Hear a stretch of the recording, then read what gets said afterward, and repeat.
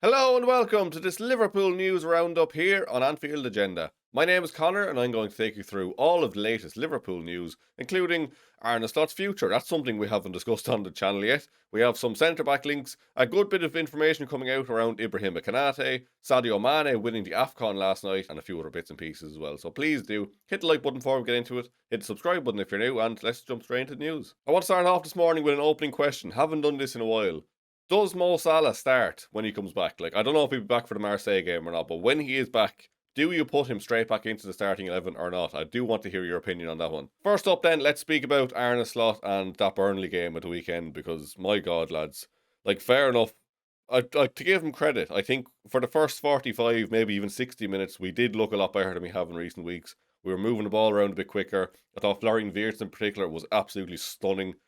Just everything that man does is fantastic. I just love the man to bits. Great to see him getting on the score sheet and getting to see him actually hitting the level we know he can. But my God, lads, again, how are we in a position where we're dropping points at home to Burnley? First time since 1981 we have failed to beat the three promoted sides at home in a season. That is beyond bad. And again, people will say, people I've seen people making arguments on X and all over social media that maybe it was just poor finishing. And fair enough, maybe in isolation, that Burnley game we should have won. Arne Slot probably did coach a team in that game to win by a couple of goals, and we couldn't put away our chances. But my argument to that would be that is the case every week at this point. If that happens once, you say, look, that was just an unlucky day, not on the manager. But it's not a coincidence. When it's every week, it's a tactics thing, it's a systems thing, it's a confidence, it's motivation. It's again, just it's on the manager. Ultimately, it falls on the manager. And again, if the players aren't motivated enough, if the players aren't confident enough in themselves,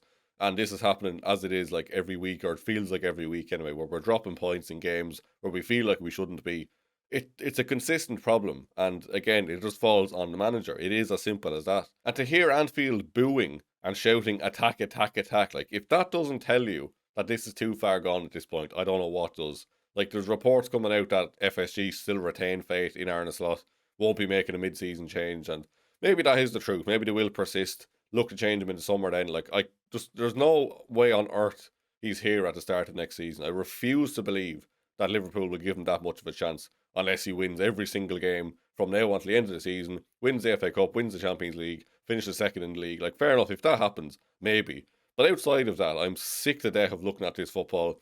Anfield are sick of it. The boos, it's time to go. It's too far gone. There's no coming back from this. Once you lose the fan base like that, you're gone. You'd already lost most people, but when you start to lose the stadium as well, that is a big indication that your time is well and truly up. And I just don't see a way back for him whatsoever from that. So, yeah, that's all I'm going to say on that for this morning, because I don't want to rant on too much about Arne Slot, but it's too far gone. It has to come to an end. And the quicker we do that, the better, because it's just going to drag on. It's just going to get depressing. Fans are going to get divided. It's going to get more toxic week on week, and it just has to end. Next up then, let's speak about Ibrahima Konate. This is coming from Team Talk this morning, and it says, Liverpool and Ibrahima Konate remain some way apart in their talks over a new contract, with sources revealing to Team Talk the huge dilemma now facing Richard Hughes, and with a potential free transfer exit from Anfield edging ever closer. The 26 times capped France defender is in his fifth and final season at Anfield on the deal he signed when joining in a £36 million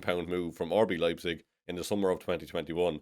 Having racked up 162 appearances for the Reds in that time, Konate has helped Liverpool to 4 major honours, including the 2025 Premier League title.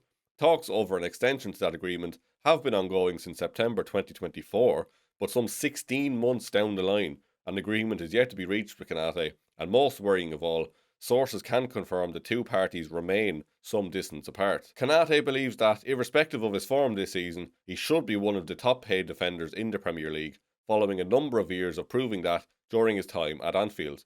However, we can reveal that whilst Konate isn't quite asking for the £300,000 a week that skipper Virgil van Dijk was given last summer, as has been stated in some places, we are told that his demands are too high for Liverpool to agree to at this point. Liverpool, though, believe they have put a very good offer in front of the player, on par with some of Europe's top central defenders. However, we can confirm that the 26-year-old has rebuffed those fresh advances to commit in the last month. Despite that, the Reds do remain determined to keep Konate and have no desire to lose a player worth around £50 million to a free transfer. As a result, the club, with negotiations being led by Richard Hughes, will consider their next move carefully. A source with knowledge of the situation spoke to Team Talk and revealed, in all honesty, Liverpool and Richard Hughes thought this would be done by now. Talks went quite well over the international breaks in October and November, but since December and now, things have again stalled. Liverpool are confident that Konate has not agreed terms or is close to with any other side, but they know interest is there. Look, a lot to unpack there. I think ultimately the club will try everything to get him to stay. It's reassuring, I suppose, to hear that he hasn't agreed anything with someone else or that he's not close to it. I know Real Madrid dropped out interest, obviously, but there was some chatter of Bayern Munich and PSG and a few other clubs looking at him still. If you ask me, I think he probably does stay still. I just think it's going to drag out. Like that piece says as well, the club will not want to let a player worth £50 million in a good market to leave for free. He's not worth that now, obviously, with 6 months left and in his current form, but if you look at Konate's Liverpool career as a whole, he has definitely been more good than bad. This season, not good. Let's put that out there. Not been good this season. But overall, he is a top level defender. I would like him to stay, but I'm nowhere near 300 grand a week. Somewhere around the 200 grand is probably fair in terms of his stature and the stuff he has won, how long he's been here, his age, his market value, stuff like that. So I think around that is fair. I don't know what's been put on the table or what he wants, but I will be happy for him to stay somewhere around the 180, 200 mark. I think that would be fair. But please do let me know. Are you just sick of this situation? Because I am as well, in all honesty. I do want him to stay. I won't lose sleep if he leaves. But please do let me know, how much would you offer him at the most and how badly do you want him to stay, or are you just kind of fed up at this point? Some other bits on centre backs then. So this is also from Team Talk, who said that Liverpool have identified Alessandro Bastoni as a top centre back target after missing out on Mark Gay, who is Manchester City bound. The 26-year-old has 2.5 years left on his deal at Inter Milan and is keen on testing himself abroad. Another name high on Liverpool's shortlist is Nico Schlotterbeck of Borussia Dortmund, who is expected to move after this summer's World Cup. Both very fine, very solid options, to be fair. I would absolutely love Alessandro Bastoni. He would be absolutely the dream target, let's be honest, but whether he's achievable or not is another thing. He would cost a lot. I still have my doubts as to whether he would actually want to leave Italy. Nico Schlotterbeck, entirely realistic, I think. I think he's coming towards the end of his contract as well, so he might be available at a bargain price. Whether he wants to leave Germany is another thing.